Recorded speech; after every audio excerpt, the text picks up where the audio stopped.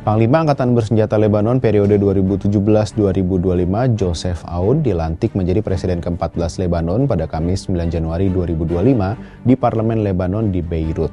Aoun merupakan sosok yang didukung Amerika Serikat, Qatar, dan Arab Saudi.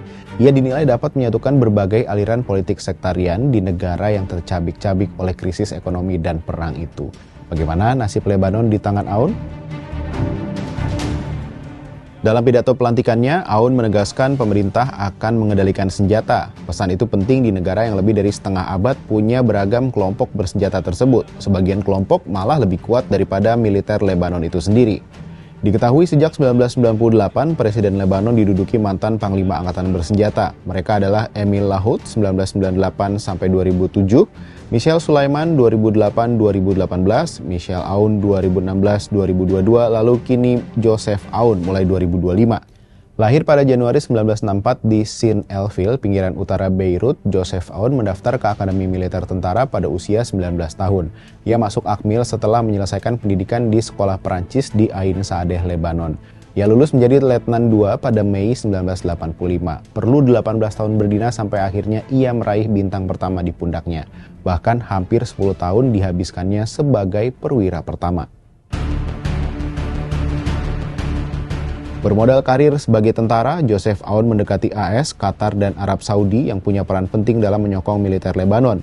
Lobi Aoun membuat 80.000 tentara Lebanon bisa tetap gajian di tengah krisis ekonomi, makanya ia dihormati. Apalagi militer dipandang sebagai satu-satunya lembaga negara di Lebanon yang menerima semua kalangan tanpa perbedaan. Di luar militer, semua terpecah sesuai golongan. Bahkan sesama Syiah, Sunni, atau Maronit saja bisa saling bersaing. Nah, masa jabatan Joseph Aoun sebagai Panglima bertepatan dengan masa yang sangat sulit bagi negara tersebut. Krisis ekonomi yang berlangsung selama bertahun-tahun sudah menyusahkan hidup jutaan warga Lebanon. Banyak tentara bekerja sampingan agar bisa bertahan hidup. Krisis ekonomi itu disebut-sebut sebagai wujud buruknya tata kelola di segala bidang di Lebanon. Sebagai Panglima, ia melakukan hal yang nyaris tabu, yaitu mengkritik Presiden dan Parlemen. Kritik pada 2021 itu dilontarkan gara-gara Joseph merasa prajuritnya sudah sangat kesulitan. Tak cuma mengkritik, ia juga bergerilya mencari dukungan menjadi presiden. Ia datang ke Qatar dan Arab Saudi untuk mengamankan dukungan itu. Ia bertandang selepas Parlemen gagal memilih pencari Michel Aoun. Di tengah tekanan internasional dan domestik, Lebanon harus menemukan solusi untuk bangkit lagi. Karena itu, Presiden harus segera dipilih. Orang-orang menganggap Aoun bisa mengamankan Lebanon di tengah perang Gaza yang merambat ke Lebanon. Ia menjauhkan militer dari perang meski tetap ada prajurit Lebanon jadi korban serangan Israel.